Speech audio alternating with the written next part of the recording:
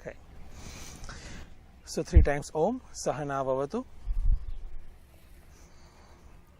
Om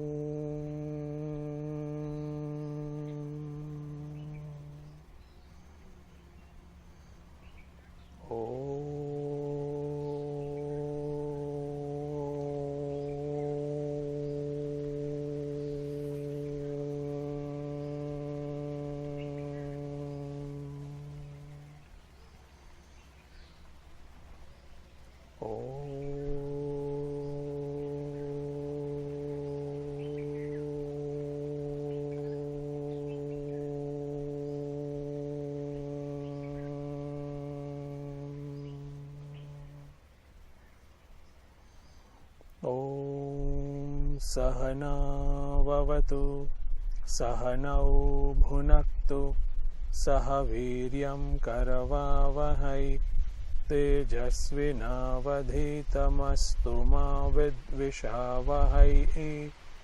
Om Shanti Shanti Shanti. Harihi Om Shri Gurubhyo Namaha. Harihi Om. Om Shri Ganeshaya Namaha. Om Shri Saraswatyai Namaha. Om Shri Gurubhyo Namaha. Om Samasta Jana Kalyane Niratam Karunamayam Namami Chinmayam Devam Sadgurum Brahma Vidvaram Sadgurum Brahma Vidvaram. I'll chant the Shanti mantra, peace invocation first. Om Bhadram Karne Bishrunuyama Devaha Bhadram Pashye Makshabhirya Jatraha Sthirairangai Istuštuvagam Sastanubhi Vyashema Devahitai Yadayuhu Swasti na Indro Vruddashravaha Swasti na Pusha Vishwavedaha Swasti nastarshyo arishtanemihi Swasti no bruhaspatir dadhatu. Om Shanti Shanti Shanti. So having done peace invocation, the Upanishad starts its teaching with the unique pattern where the teacher and the taught both come on the stage. Their background is also been emphasized, elaborated a little bit, and then actual teaching starts over the course of time. Over here in this Upanishad, Prashna Upanishad, we have seen already the teacher is a Pippalada, is a Rishi, he is a knower of self and staying at on one particular place, say some ashram, remote ashram, and there are seekers, 6 of them, who have done their own spiritual practices, their own virtue-based lifestyle, and also religious, moral-based lifestyles, and the rituals as well. So all the things have done. As a result, they are established into the relative consciousness, which is called Saguna Brahma. Okay, the consciousness manifesting through this universe. Okay, consciousness manifesting through this universe, which is called Saguna Brahma, Guna Sahita, with quality, with attributes. The attributes are actually not of consciousness, but consciousness appears through attributes, like that. This is how consciousness is identified. Okay, so till that level these 6 disciples have reached, but they failed to go beyond this realm of relativity. Okay, the relativity still keeps them into that circle. As a result, they find that somebody else is needed for the help. Okay, and for that they look for, and they found one guru, one rishi, Pipala the Rishi, they approached to the Rishi and asked for this knowledge. But in return, Rishi is told, okay, now once you have completed 1 year at my ashram, then you ask the question. Then you ask the question, if I know the answer, I'll answer it. Here is the humility of the teacher. Doesn't say that, okay, I know all, ask me anything. No. At the same time, what is the way how one will live or stay in an ashram, that is also been explained over here. Tapa, brahmacharya and shraddha.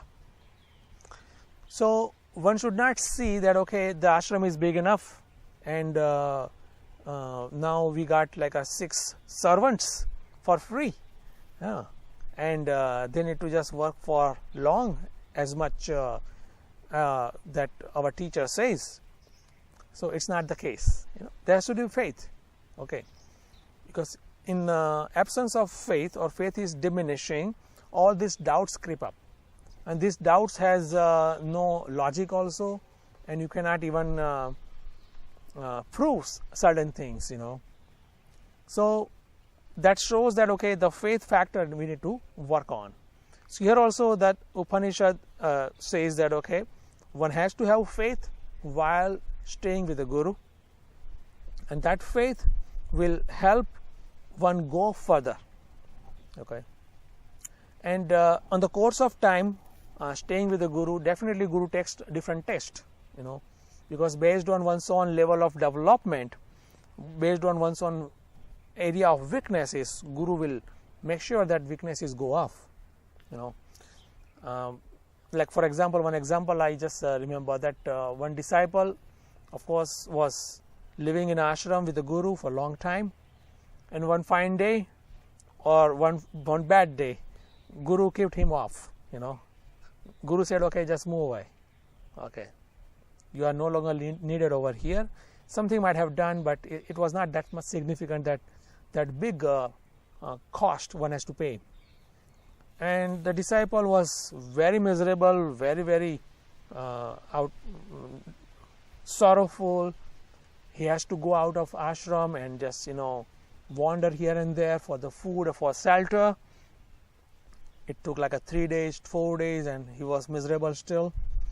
And he was also just wondering why my Guru just kicked me off, kicked me out.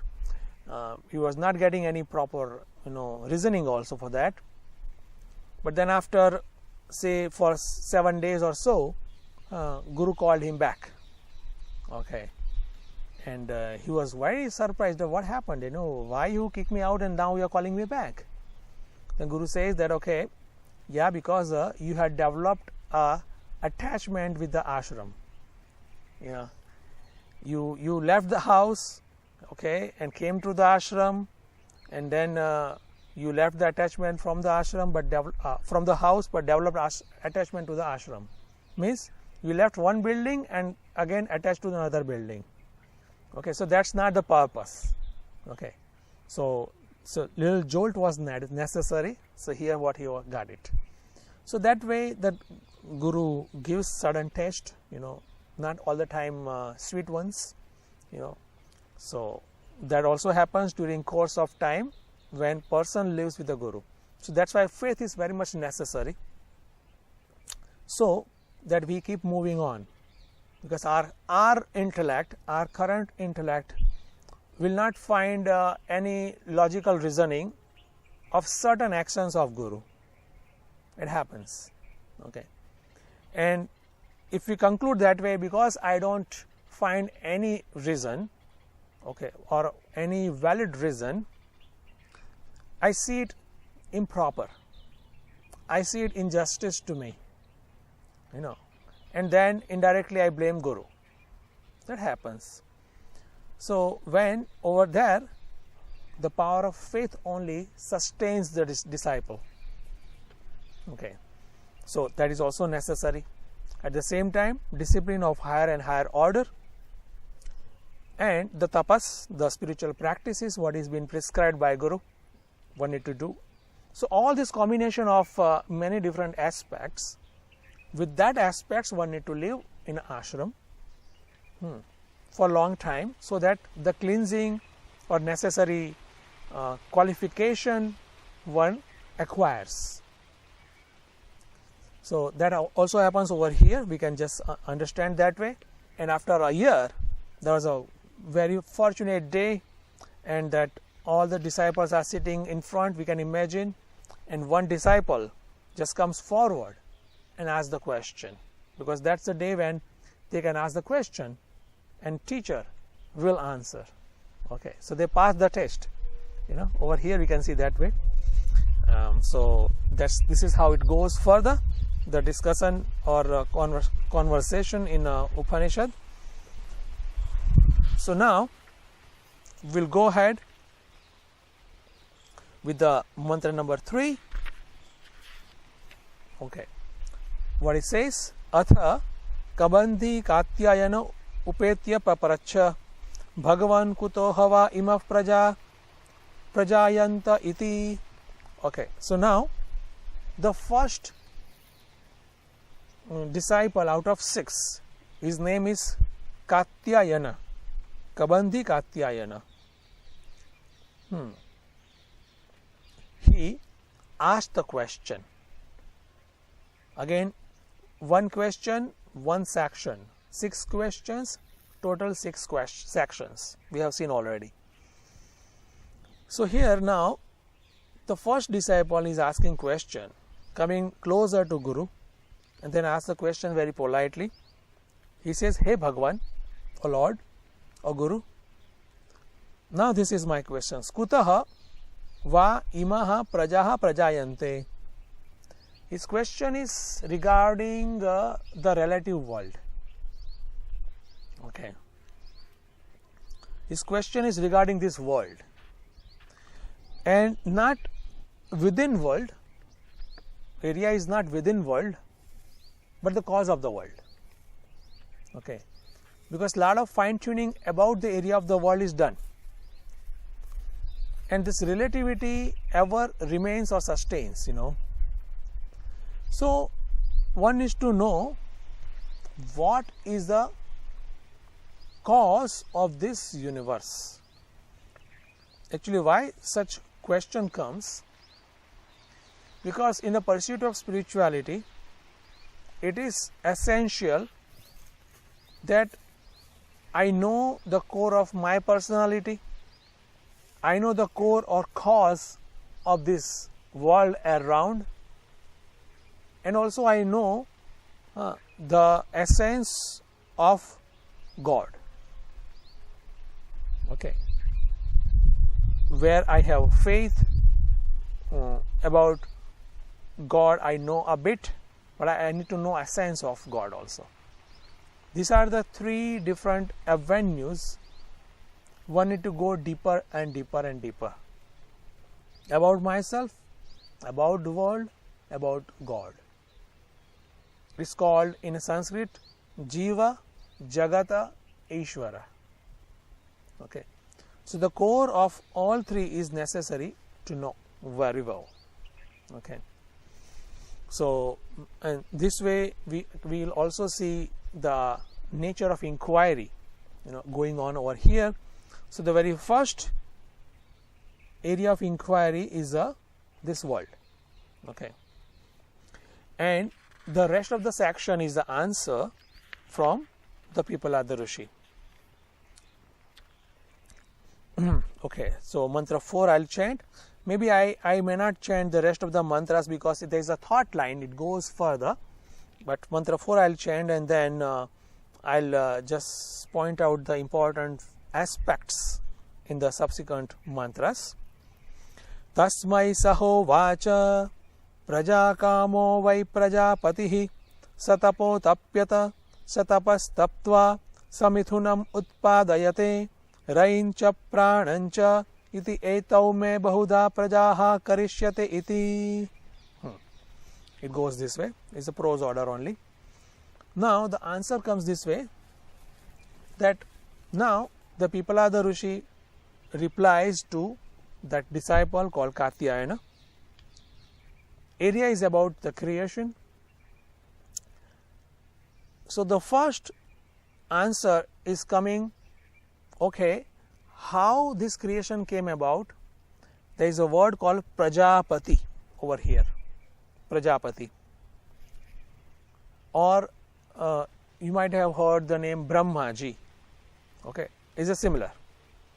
Or creator, creator being, like that. From this creator, this creation came about. One. And this creator, we might have a question, how this creator came about. Okay. So first, I would like to say about how the process of grossification happened from subtle to gross. Okay. If we understand that first, it will be easier to understand this particular phenomena explained over here. See, this entire creation, which also includes our BMI, our body, mind and intellect, has different stages of development, and then final stages what we see around us and within us. That is a gross state. Okay. Before gross state, there was naturally subtle state at total level, and before subtle state or cause of subtle state is a causal state.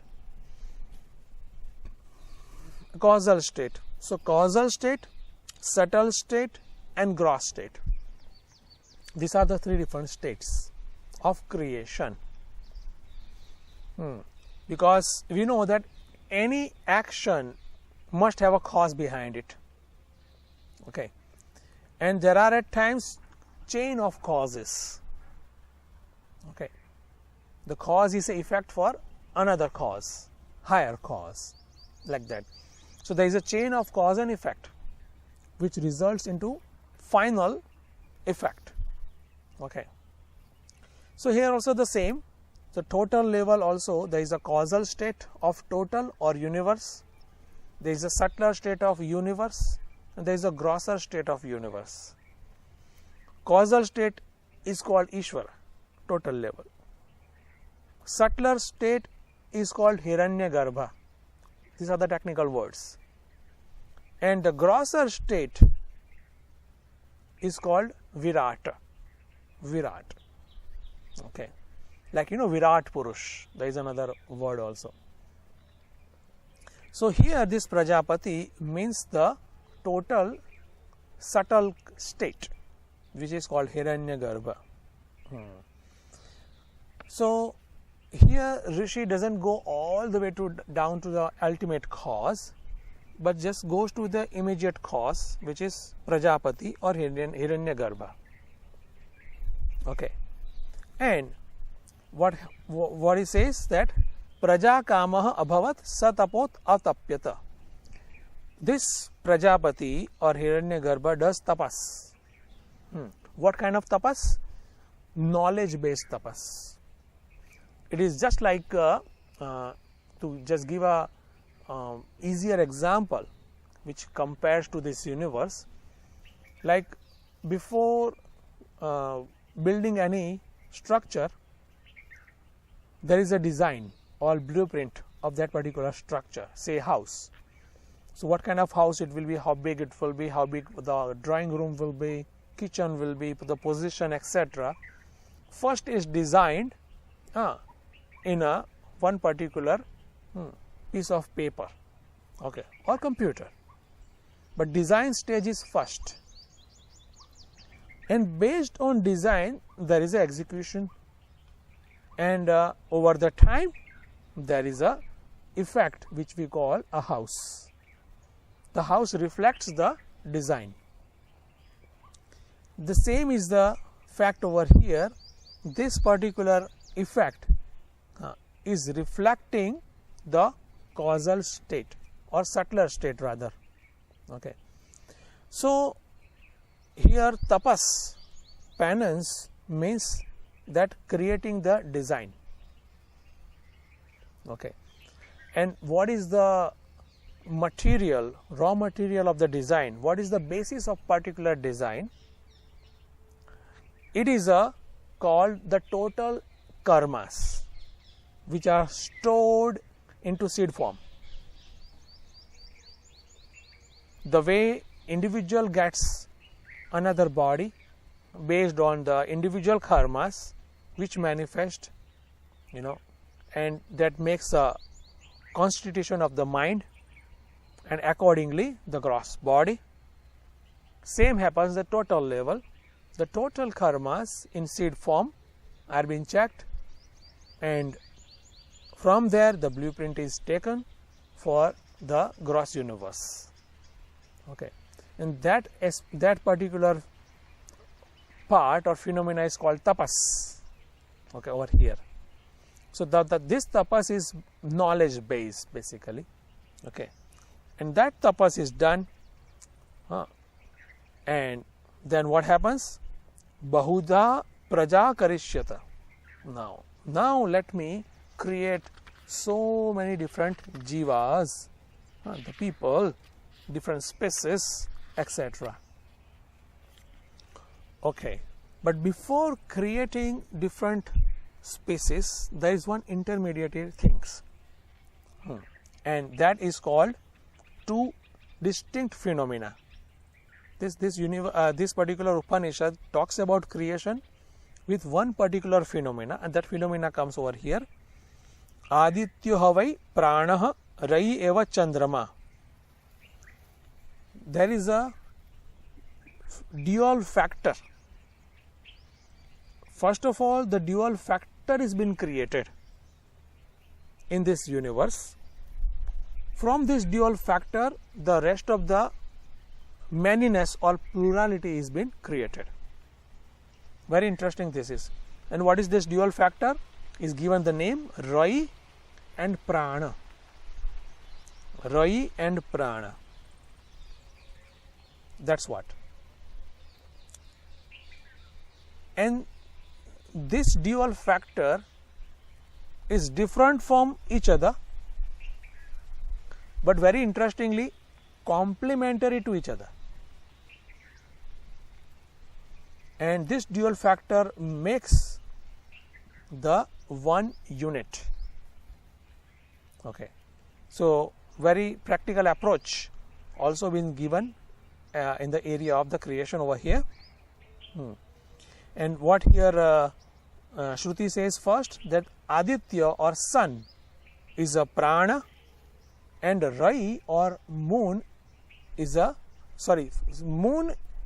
Rai. So now coming up with the sun and the moon. Okay, the sun is prana and moon is Rai. These are the dual factors is been talking about. And then actually what Rai and Pran can be seen further. The cause of Rai, that particular factor, is nothing but the Prajapati. Okay. Cause of Prana is also nothing but the Prajapati. So these two are different states of the same thing basically.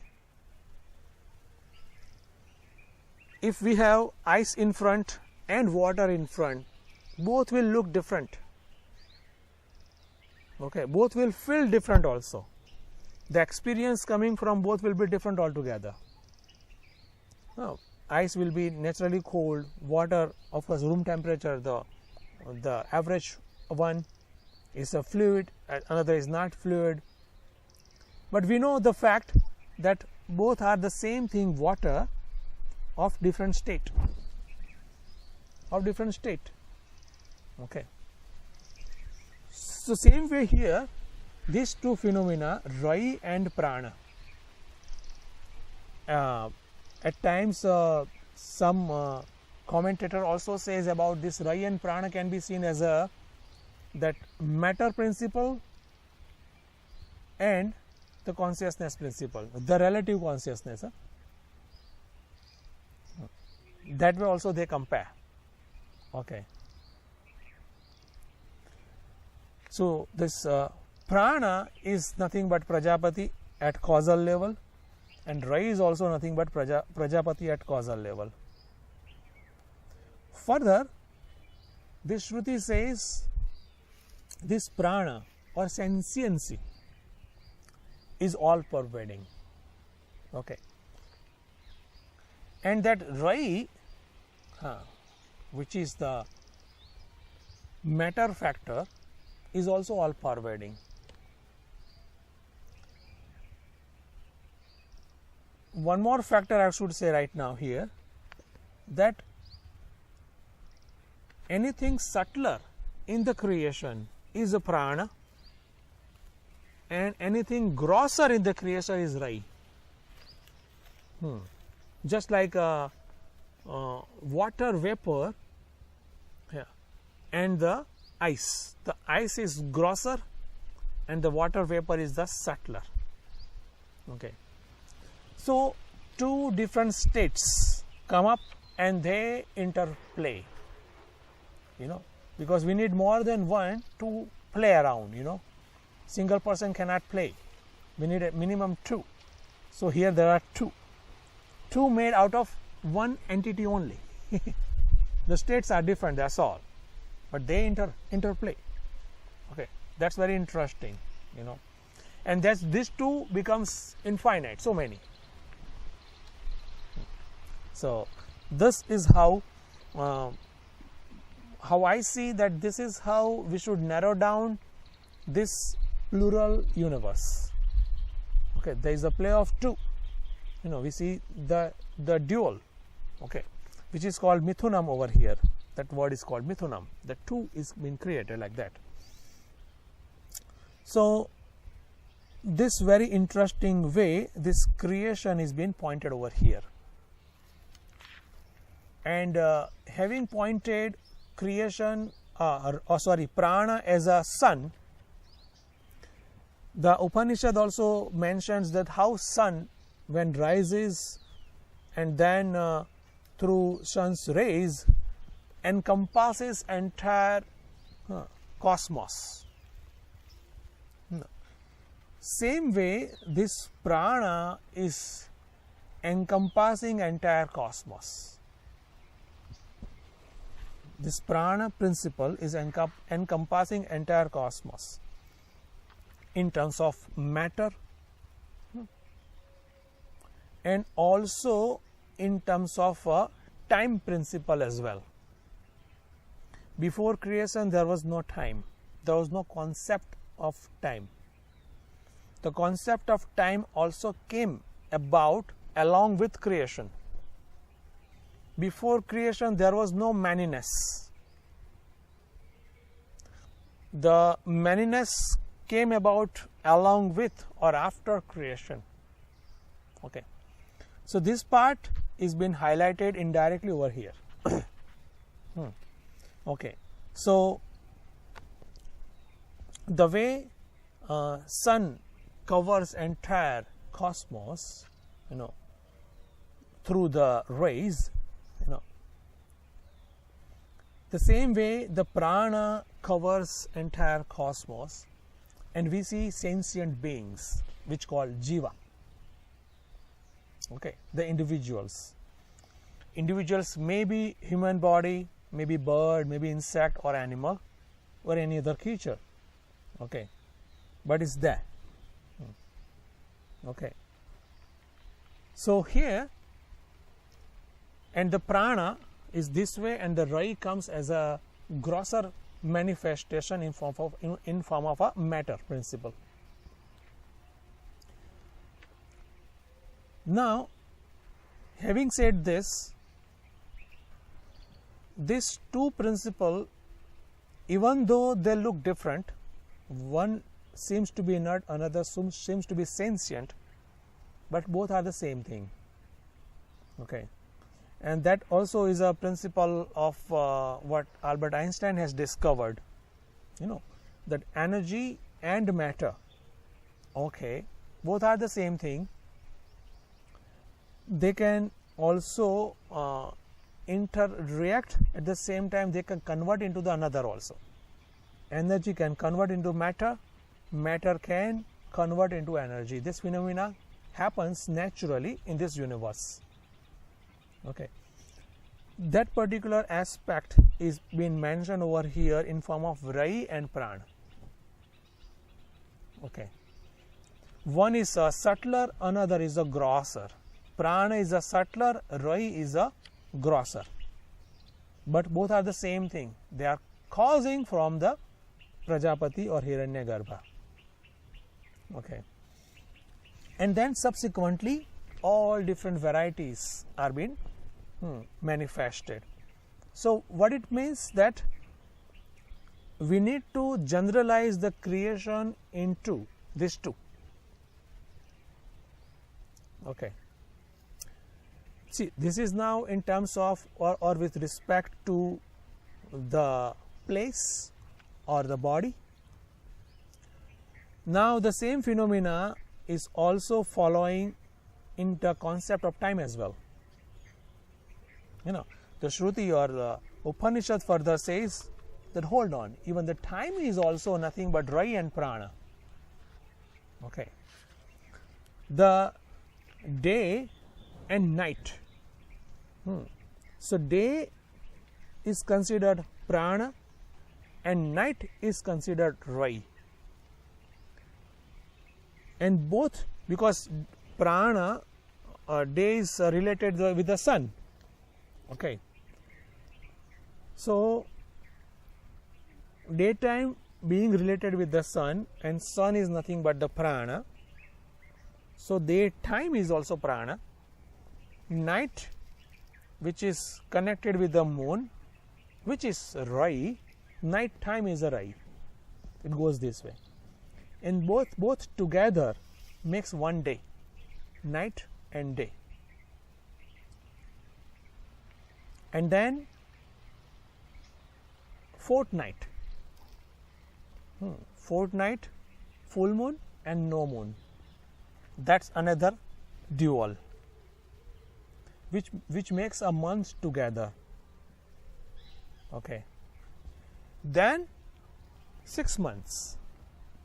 You know, Uttarayana and Dakshinayana. Like a sun travels from extreme north, gradually extreme north to from east to west is Uttarayana, and sun travels gradually towards extreme south. Okay, that's called Dakshinayana. So 6 months each makes a 1 year. And this is how 1 year is like the highest decimal of the time. Then again you multiply and becomes a decade or century, etc. Okay. So in a concept of time also this dual is there.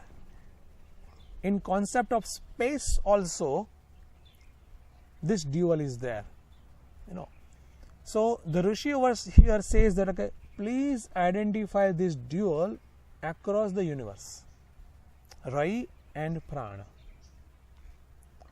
grosser and subtler, presiding over day and presiding over night.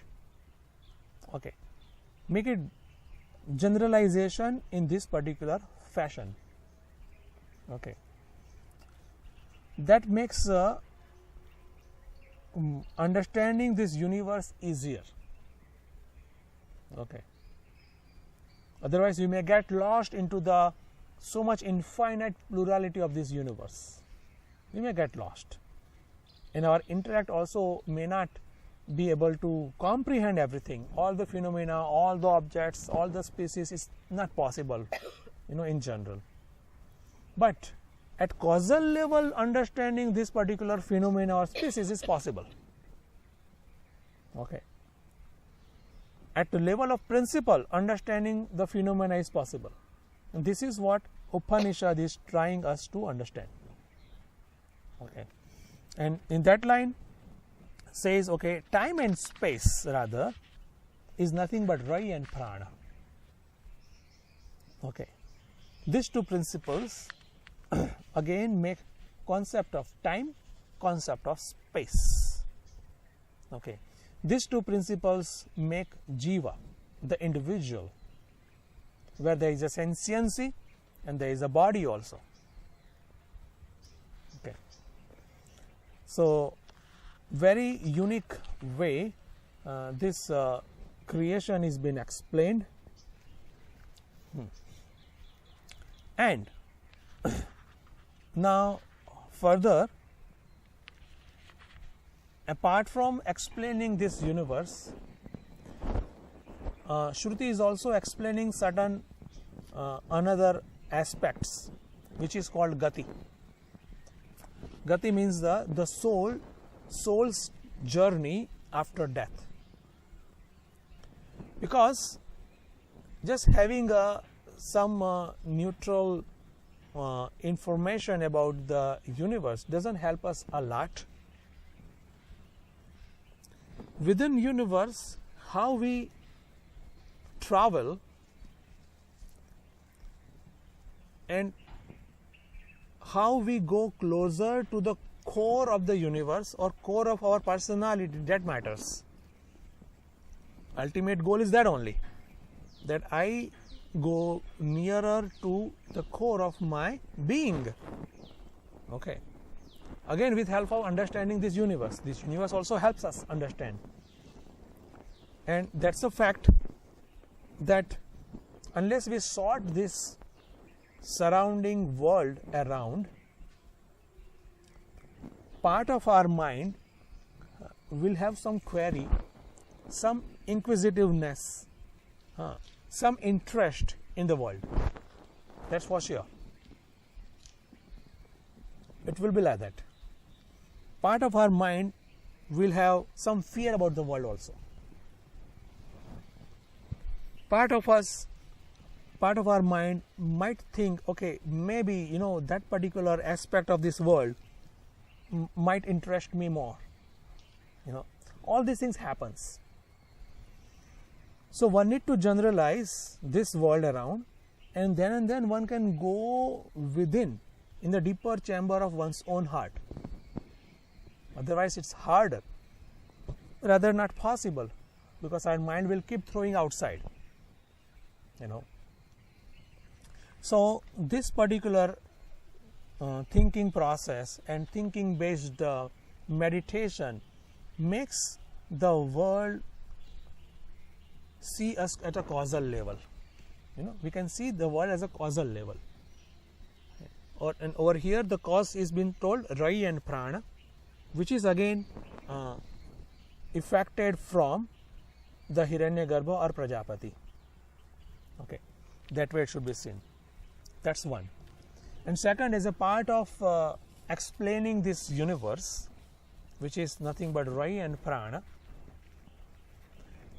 the teacher also explains how the jiva or individual takes a journey after death.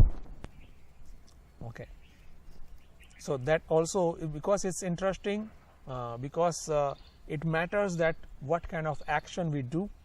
Based on our actions only, we not only roam around in this world, but also afterwards also. Okay. So here these two separate different gati or journeys being explained over here. One is called Dakshinayana and another is Uttarayana. Okay. So that's also part of the answer which has been given. Dakshinayana is the gati or the journey the jiva takes on after death, who has lifelong done the noble actions. Okay. Who has helped others. Okay. Who has served others also. Okay. But one is not able to do any sadhana or upasana. Okay. But one does a good deeds. So naturally the higher journey is definitely secured by the jiva, and that is called a Dakshinayana. Means it's higher, but one has to come back Okay, one has to come back till one can stay till there is a merit of one's own karma. Okay, then one has to come back again to this earth. Okay, the jiva has to come back to the earth, take a body, take particular gross body and live. Okay, so that cycle is also mentioned over here. So that is a Dakshinayana, and Dakshinayana Gati we can say, and another is a Uttarayana Gati, in which a person who has done noble actions, selfless actions, served, helped others throughout the life, means person is not selfish basically. Person definitely takes care of one's own personal interest, body level, and some basic ones also. But person is not selfish, person is helping, caring others, and such pursuits also is one is doing lifelong. At the same time, the person is also doing regular spiritual practice. Regular spiritual practice is a prime pursuit of that individual. Another category of person, we have seen that regular seva or service is a prime pursuit of that particular individual. Over here, the prime pursuit is a spiritual practice. So along with the spiritual practice, one does the service also. Okay, so it's called noble action and upasana. Such person, one dies, naturally both category didn't get self-knowledge. We are seeing that particular possibility. So such person when dies, such person will take on the journey called Uttarayana. What is Uttarayana? Uttarayana means called Brahmalok or Suryaloka, which is the highest level in a creation. Okay, so that's what also the Shruti talks about along with the creation. Means the creation is not only the time and space we see around us at present, but there are very many different realms of time and space, and each and every realm person or individual don't go just by mere wish, but based on one's own conduct, lifelong conduct, and one's own thinking, lifelong thinking. Based on that one goes. And here the higher worlds or higher realms of time and space, okay, been mentioned in terms of Dakshinayana and Uttarayana. Both are higher. Okay, but the Uttarayana loka or the realm is the highest. Okay, and Dakshinayana, the area is called Chandra Loka also, and Uttarayana is called Surya Loka. Different name, okay, synonymous name, which both are higher than Prithvi Loka, this particular realm of time and space.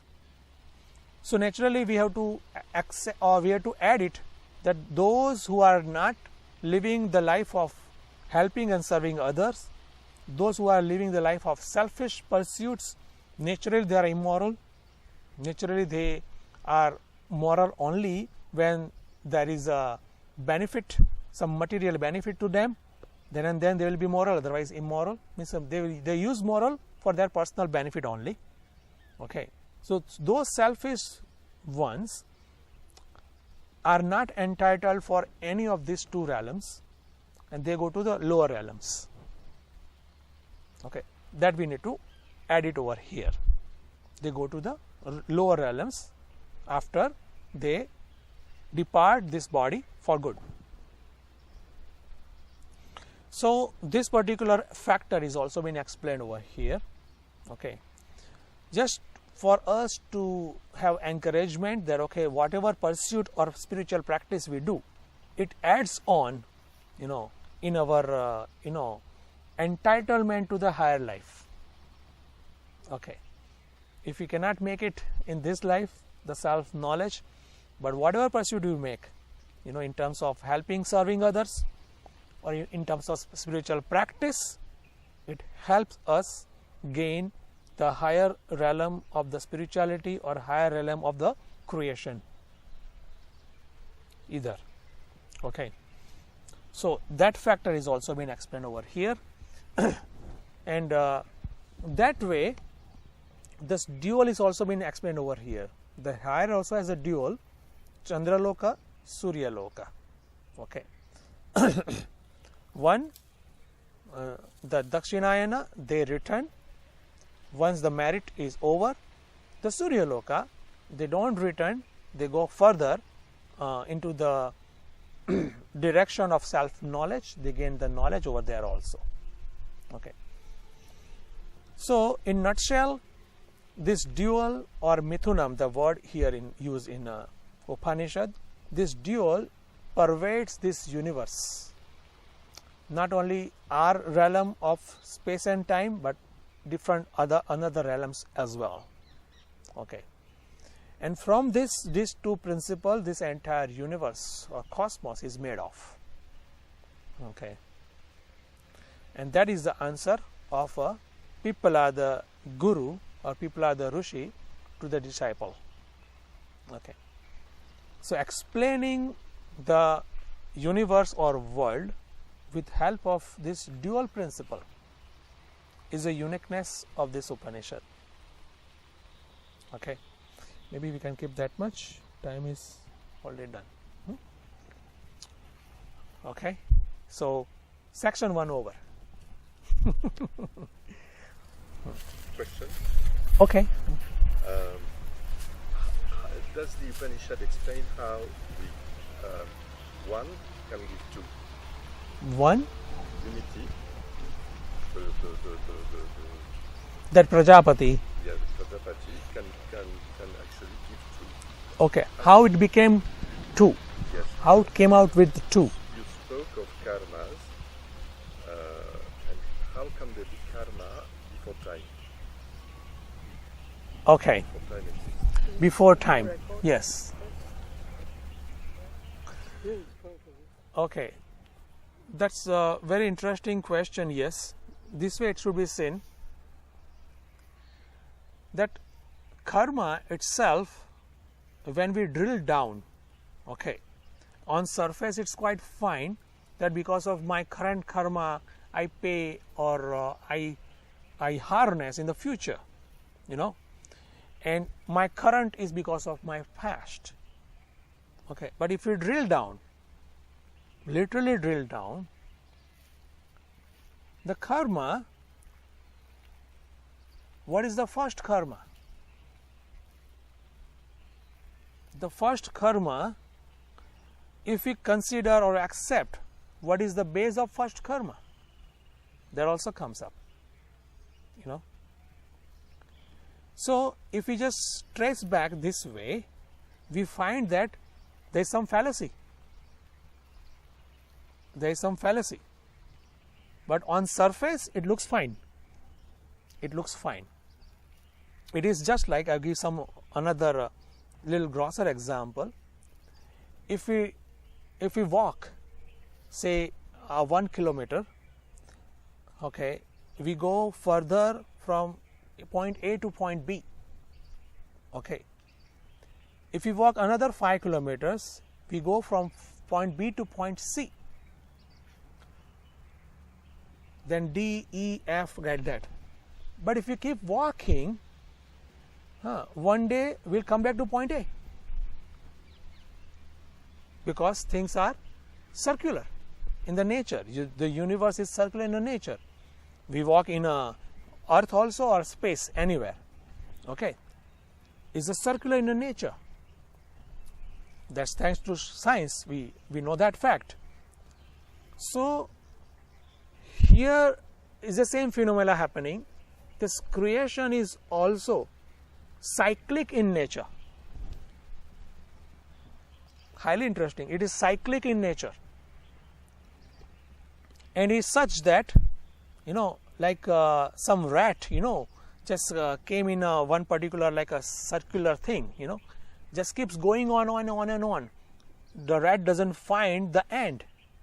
Okay. If rat changes the direction and again goes the backward, still doesn't find the end. It goes on and on. So that exactly happens with our intellect also. If we try to trace the origin, it's not possible to find. Why? Because it's designed such a way. It is a perfect maze. You cannot escape with current state of mind or state of intelligence. It is perfect maze. Okay. So that way, that from the previous seed of karmas made the current one. How the previous? Before. What is the first one? There is no first one. Wow. It is like that. Like a chicken and egg also, you can say, Yes. Yeah. We know that current state is like that. We can say immediate cause or at most to certain level remote cause. But first cause, there is no first cause. Okay. Like that. In this creation, it is cyclic. Okay. So that way it goes. So time is cyclic. The time is the product. Time is the product. Time and space is a product. Okay. So we can trace down the cause of the time. Now the general theory of relativity also say the same, no? So time is relative. Okay. But this phenomena of creation, sustenance, destruction and recreation is cyclic. That is cyclic. Okay. And in one particular realm of awareness, we see one particular realm of time and space. And with the same awareness, we can never escape this time and space. It's not possible. Okay. So that way, if we can say that, okay, time makes us, going round and round, it's fine. Like a rat, rat is just running in that drill. Okay, one day one will come to the end, but never comes to the end. It goes on and on and on. Okay. So this dual is being explained over here in this Upanishad. Very beautiful way. It keeps going on and on and on. This drama goes on and on. Okay. So Purnamada.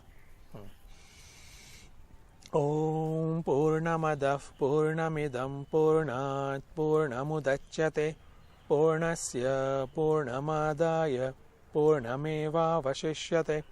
Om Shanti Shanti Shanti. Hari Om Shri Gurubhyo Namaha. Hari Om. Hari Om. Jai Mata.